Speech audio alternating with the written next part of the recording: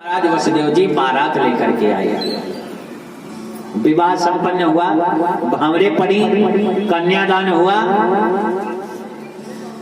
अच्छा, दहेज जानते हो कितना दिया गया? उग्रसेन जी ने देवकी के विवाह में दहेज कितना दिया है, जरा ध्यान से सुनिएगा। व्यास जी लिख रहे हैं, चतुशतम पारिवार गजानाम हे ममालिनाम। चतुशतम पारिवार गजानाम, चतुशतम कहते हैं 400 को। 400 हाथी दहेज में दिए गए। अच्छा, मान लो 400 हाथी आप लोगों को दहेज में मिल जाए तो कहां बांधोगे? घर में जगह है बांधने की? अच्छा, मान लो 400 हाथी बांध भी लोगे तो खिलाओगे क्या हाथियों को? खुद लेके जाओगे हाथी के आगे? चतुशतम पारिवार गजानाम हेम मालिनाम, साधारण हाथी नहीं है, हाथियों के गले में सोने की जंजीरें पड़ी। अच्छा, कल्पना करो, हाथी के गले में जो सोने की जंजीर होगी क्या 5 ग्राम की होगी? कम से कम 20-20 किलो की होगी ना। अच्छा, आजकल जिस लड़के का विवाह होता है उसकी सास कलेवा पर 10 ग्राम की सोने की चैन दे देती है, तो वो लड़का शर्ट के ऊपर करके पूरे गांव में नक्शेबाजी दिखाता है, सुनो मेरी सास ने कलेवा के समय सोने की चैन दी है। अच्छा, शादी के बाद चैन कहाँ रखी? बेचैन बन के घूमो बस। हाँ, चतुशतम पारिवार गजानाम हेम मालिनाम, 400 हाथी और हाथियों के गले में सोने की जंजीरें पड़ी। इतना ही नहीं, अश्वानाम युधम सार्धम रथानाम तथम शतम, 400 हाथी और 300 घोड़े दिए गए दहेज में। और आगे सुनो, दासी नाम सुकुमारी नाम द्वै सते समलंकृते, 200 दासियां दान दी गई। क्यों? क्योंकि देवकी राजकुमारी है, देवकी को ससुराल में जाकर के कोई काम न करना पड़े। आजकल जिस लड़की के साथ में 200 नौकरानी आ जाएंगी, वो लोग किस कमरे में बिठाओगे? 200 नौकरानी अगर कोई भेज दे, कहाँ बिठाओगे? अच्छा, कितने दिन रखोगे? इतना दहेज दिया गया। और इतना दहेज देने के बाद महाराज उग्रसेन ने हाथ जोड़ लिए। सब कुछ अच्छा लगता है, विदाई ही खलती है। प्रत्येक माता पिता हाथ जोड़ करके अपनी बेटी से बस इतना ही कहता है, बिटिया अरे बस इतना ही संग था तुम्हारा हमारा, तुम्हारा हमारा।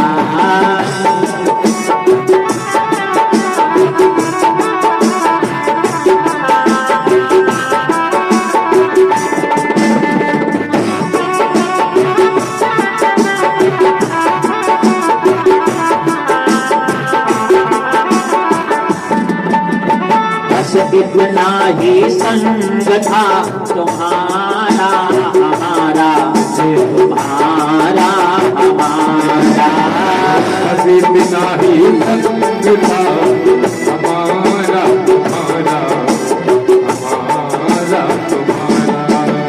जाओ बेटी खुश रहना, जाओ बेटी खुश रहना, ले लो आशीष हमारा। बस इतना ही संग था हमारा तुम्हारा, तुम्हारा हमारा। संग था हमारा तुम्हारा, हमारा तुम्हारा।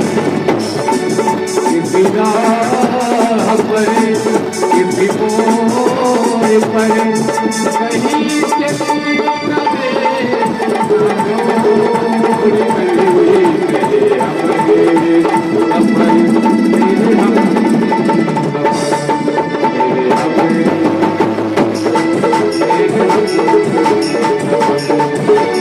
जाओ बेटी उतरेना, जाओ बेटी उतरेना, ले लो आशीष हमारा। हमारा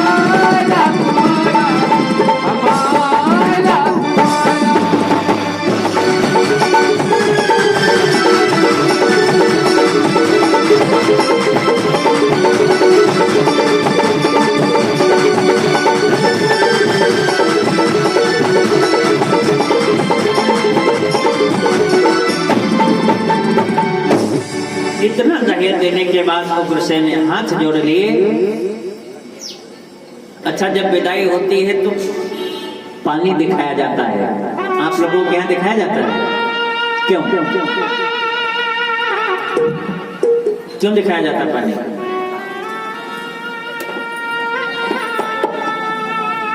इसलिए दिखाते हैं कि बेटिया अगर गला सूख गया हो तो पानी पी करके फिर चिल्लाओ, रोवो।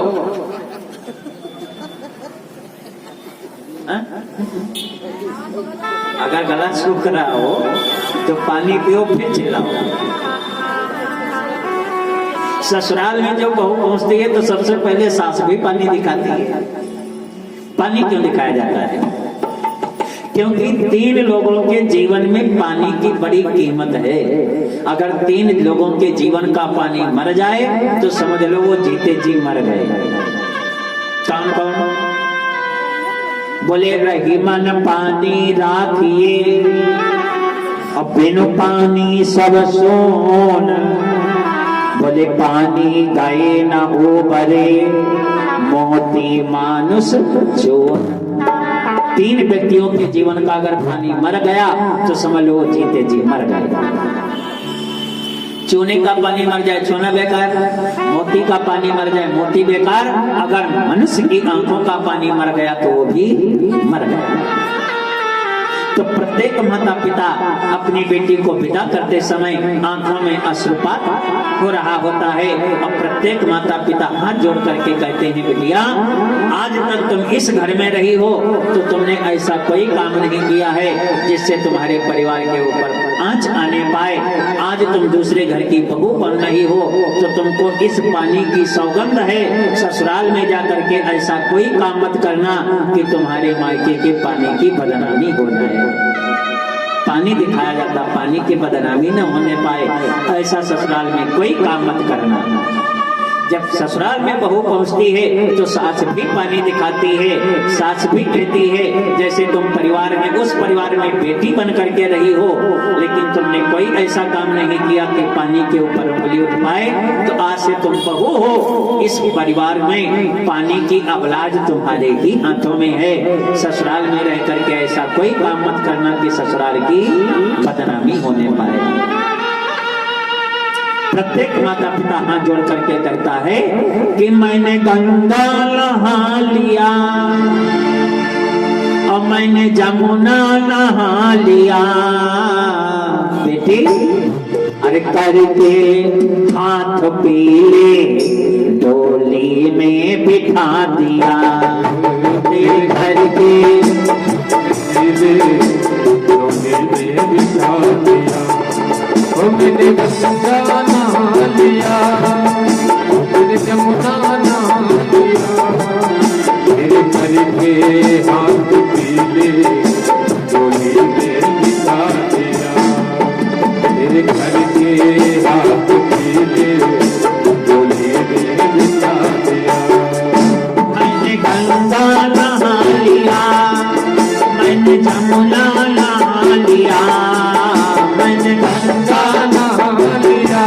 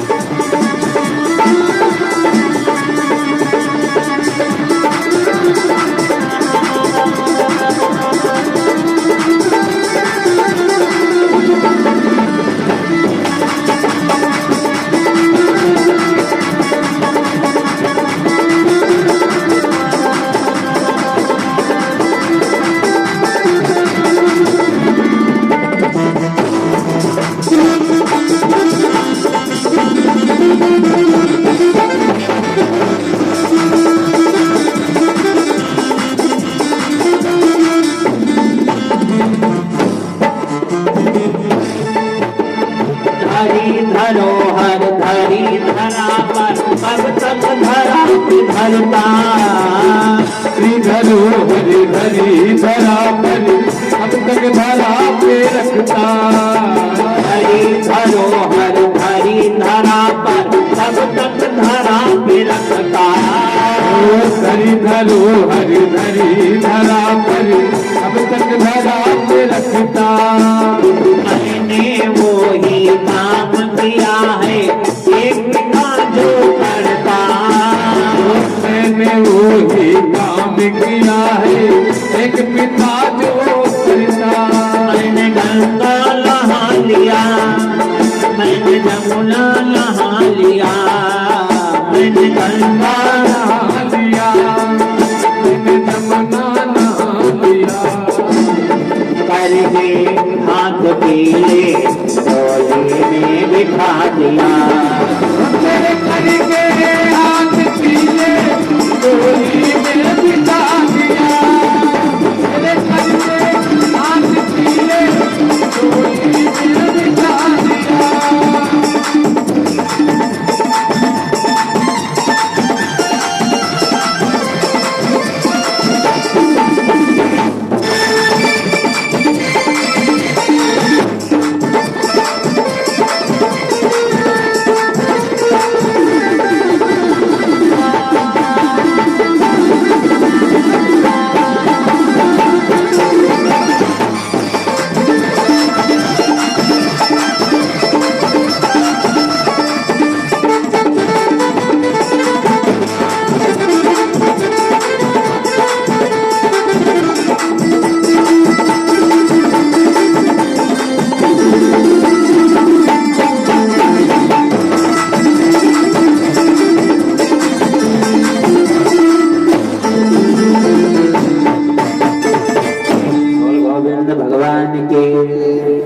बस 20 मिनट के अंदर आप लोग झांकी के दर्शन करेंगे। और झांकी सजाने वाले भैया से निवेदन है, कृपया अगर आवाज सुने हो तो 20 मिनट के अंदर आप झांकी पांडाल में लेकर के उपस्थित हो जाएं। जो ही इतना दहेज देने के बाद विदाई का नंबर आया तो कंस ने रथ ला करके दरवाजे पर खड़ा कर दिया। उग्रसेन ने देखा किसी ने रथ दरवाजे पर खड़ा कर दिया है। कंस से पूछा, भैया अरे मेरी बेटी की विदाई होने वाली है, रथ किसने खड़ा कर दिया? तो कंस रो पड़ा। कंस ने कहा, पिताजी मैंने जीवन में कुछ नहीं मांगा है, आज मांग रहा हूँ, मैं अपनी बहन को विदा स्वयं करने जाऊंगा, इतना तो आदेश दे दो। उग्रसेन भी रो पड़े, भाई हो तो तेरे जैसा है, जा। देखो देवकी रो रही। कंस आज मंडप में पहुंचा, देवकी को हृदय से लगा लिया, आकर के रथ में बिठाया, वसुदेव को बिठाया और घोड़ों की लगाम को पकड़ा, घोड़ों को इशारा किया, घोड़े आगे बढ़े, गांव के बाहर निकले। और जो ही गांव के बाहर निकले तब तक देवताओं ने आकाशवाणी कर दी, ऐ दुष्ट कंस, जिस बहन को तुम बड़े प्यार दुलार के साथ में विदा कर रहे हो, इसी देवकी का 8वां पुत्र तुम्हारा काल होगा। चौंक गया, रथ से नीचे उतर पड़ा, फिर पूछा देवताओं से, क्या कहा? देवताओं ने पुनः आकाशवाणी की, अस्यात्ष्टमो गर्भो हंतो याम से बुधा, इसी देवकी का 8वां पुत्र तुम्हारा काल होगा। तलवार निकाल ली, देवकी के केसों को पकड़ करके रस्सी से बाहर खींचा और जो ही तलवार से प्रहार करने का प्रयास किया तो वसुदेव जी ने रोक दिया। रुको राजन, क्यों मारते देवकी को? अभी तो बड़े प्यार दुलार के साथ में विदा कर रहे थे। कंस ने कहा, वसुदेव जी तुमने आकाशवाणी नहीं सुनी क्या? अरे जिस बहन को मैंने बड़े प्यार दुलार के साथ में पाला, इसी देवकी का 8वां पुत्र मेरा काल होगा, मैं देवकी को ही जीवित नहीं छोड़ूंगा। तो वसुदेव जी ने थोड़ा सा विवेक लगाया। वसुदेव जी ने कंस से पूछा, राजन एक बात बताओ, तुमको देवकी से भय है या देवकी की 8म संतान से भय है? भय किससे है? तो कंस ने कहा हमको देवकी से कोई भय नहीं है, हमको भय है तो देवकी की अष्टम संतान से भय है। तो वसुदेव जी ने कहा जाओ राजन, मैं तुमसे वादा करता हूँ मैं देवकी की संपूर्ण संतान तुमको प्रदान करता रहूंगा, जितनी संतानें होंगी सब दे दूंगा। तो कंस ने कहा हमको सब संतानें नहीं चाहिए, केवल अष्टम संतान चाहिए, अष्टम संतान दे देना। कंस ने कहा अपने नगर में नहीं जाओगे। रथ को वापस किया, वसुदेव देवकी को कारागार में डाल दिया गया ला करके। उग्रसेन को पता चला कि हमारे दामाद बेटी को कारागार में डाला गया है। जब उग्रसेन जी ने पूछा तो महाराज कंस ने उग्रसेन के भी 2 थप्पड़ मारे, मुकुट छीन करके अपने सर पर लगा लिया, आदेश कर दिया मथुरा का राजा कंस है। वसुदेव देवकी कारागार में डाल दिए गए। समय का चक्र चलता रहा। 9 महीने के अंतराल में देवकी ने प्रथम संतान को जन्म दिया, पहला पुत्र देवकी का। अभी नेत्र भी खोल करके नहीं देखे हैं किस माँ ने हमको जन्म दिया। अब जो ही पुत्र का जन्म हुआ तो देवकी ने वसुदेव जी से कहा स्वामी जरा इसका चेहरा तो देखो, बिल्कुल इसके मामा से मिलता है। वसुदेव जी ने कहा बिल्कुल मामा से मिलता है, लाओ ये पुत्र कंस को दे दो। तो देवकी ने कहा स्वामी अरे इसने तो अभी नेत्र खोल करके भी नहीं देखे हैं, किस माँ ने इसको जन्म दिया है, और ये तो प्रथम संतान है, भैया को तो अष्टम संतान चाहिए ना। वसुदेव जी ने कहा वादा किया है मैं सारी संतानें दूंगा। देवकी की गोदी से पुत्र को लिया, कंस के दरबार में पहुंचा। कंस ने आसन डाला, बिठाया, वसुदेव जी से पूछा बताओ राजन कैसे आगमन हुआ है। तो वसुदेव जी ने कहा ये देवकी की प्रथम संतान है। कंस की गोदी में डाला। भगवान की लीला बड़ी विचित्र होती है मेरे भाई। जो ही पुत्र कंस की गोदी में गया तो पुत्र ने नेत्र खोल दिए। पहली बार कंस ने पुत्र को देखा, पुत्र ने कंस को देखा, तो दोनों एक दूसरे को देख करके मुस्कुरा पड़े। कंस ने वसुदेव जी से कहा राजन इसका चेहरा तो बिल्कुल हमसे मिलता है, ये जब बड़ा हो जाएगा तो हमको मामा कहेगा ना। वसुदेव जी ने कहा जब बड़ा होगा तब तो मामा कहेगा, बड़ा ही नहीं होगा, मामा कब कहेगा। तो कंस ने कहा तुमने हमको क्या निर्दयी समझ रखा है, अरे मुझको 8वां पुत्र चाहिए, ये प्रथम पुत्र है, ले जाओ पालन करो जाकर के, हम इसको अभय प्रदान करते हैं। कंस ने तो छोड़ दिया, लेकिन वसुदेव जी प्रसन्न नहीं भये, क्योंकि वसुदेव जी जानते हैं कंस दुष्ट है और क्षणे दुष्टा क्षणे तुष्टा रुष्टा तुष्टा क्षणे क्षणे, जो बहुत जल्दी प्रसन्न हो जाए बहुत जल्दी नाराज हो जाए, ऐसे व्यक्ति पर विश्वास नहीं करना चाहिए। लेकर के आई, देवकी को पुत्र दे दिया। देवकी बड़ी प्रसन्न हो गई और जो ही पुत्र को दिया तब तक कंस के दरबार में आगमन हो गया। श्रीमन नारायण नारायण नारायण, श्रीमन नारायण नारायण नारायण।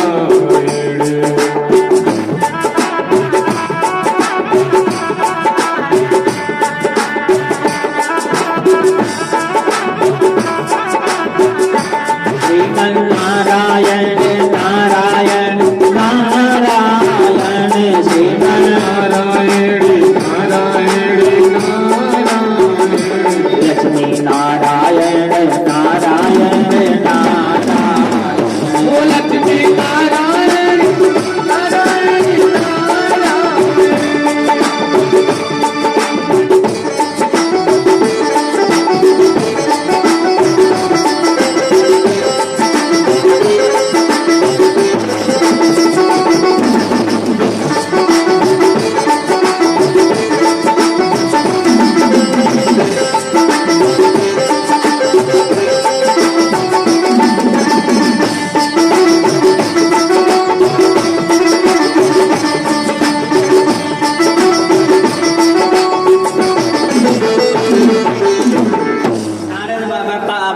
कंस ने प्रणाम करके बिठाया, गुरुदेव आपके आगमन से मैं धन्य हो गया।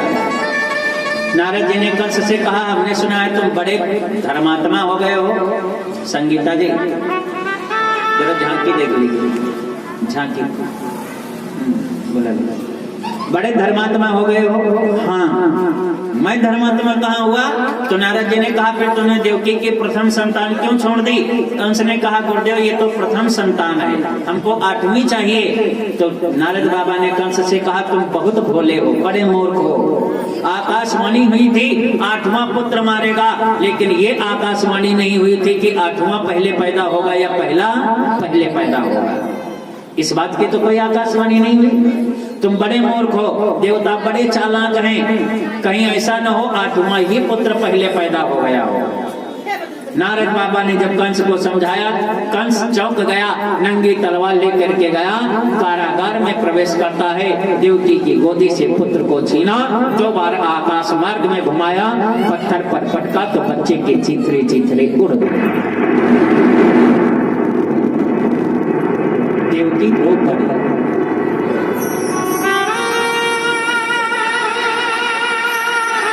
जिस माँ के सामने उसका पहला पुत्र मार दिया जाए, बताओ वो माँ जिंदा बचेगी? प्रथम पुत्र मार दिया गया, दूसरा, तीसरा, चौथा, 5वां, 6ठा, 6 पुत्र मार दिए गए। और हम तो भगवान से प्रार्थना करते हैं सरकार दुख दो, लेकिन इतना दुख मत दो कि आदमी दुख बर्दाश्त ही न कर पाए। देख लो, इतना दुख मत दो कि आदमी दुख न बर्दाश्त कर पाए। हम कहाँ करते हैं कि इतनी न जिंदगी में, इतनी न जिंदगी में किसी के खलल पड़े, किसी के खलल पड़े। इतनी न जिंदगी में, इतनी न जिंदगी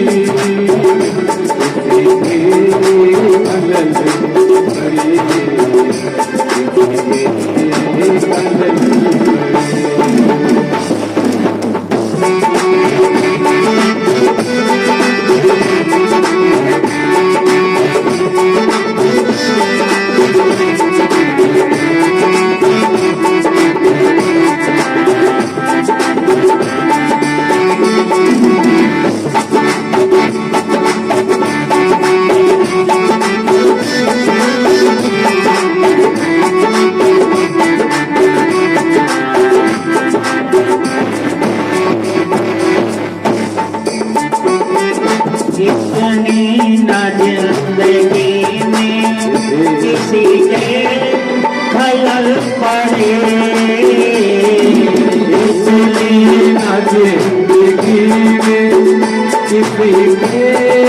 खलल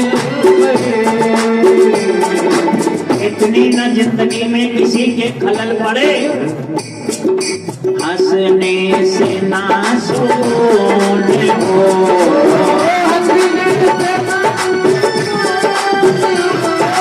हंसने से ना सोने हो, रोने से कल पड़े, रोने से कल पड़े। हंसने से ना सुकून हो, रोने से कल पड़े, रोने से कल पड़े।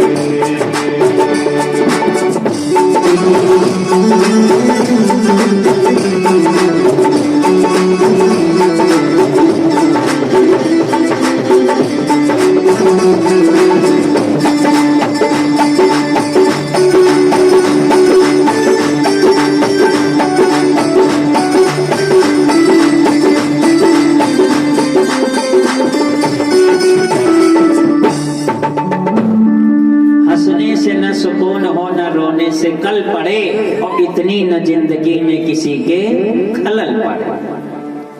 6 पुत्र मार दिए थे, 7वां का नंबर आया, 7वां नंबर आया। और जब 7वें का नंबर आया तब भगवान ने शेष जी का ध्यान किया, आह्वान किया कि हे शेष के अवतार हमें दे दो सहारा, दे दो सहारा। शेष के अवतार हमें दे दो सहारा, हमें दे दो सहारा, शेष के अवतार हमें दे दो सहारा, दे दो सहारा,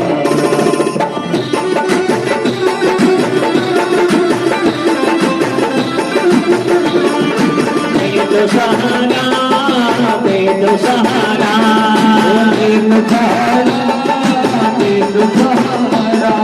दे दो सहारा, हमें दे दो सहारा, दे दो सहारा, दे दो सहारा, ये शेष के अवतार हमें दे दो सहारा, दे दो सहारा।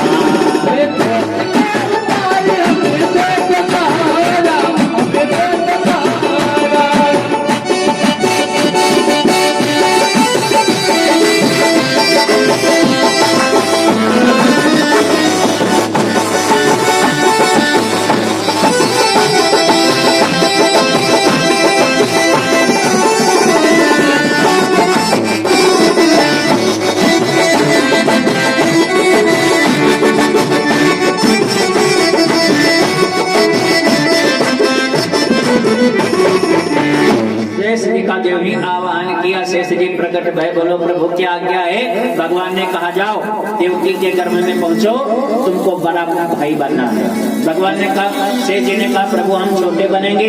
भगवान ने कहा रामावतार में मैं बड़ा बना था, इस बार तुम बड़े बनो।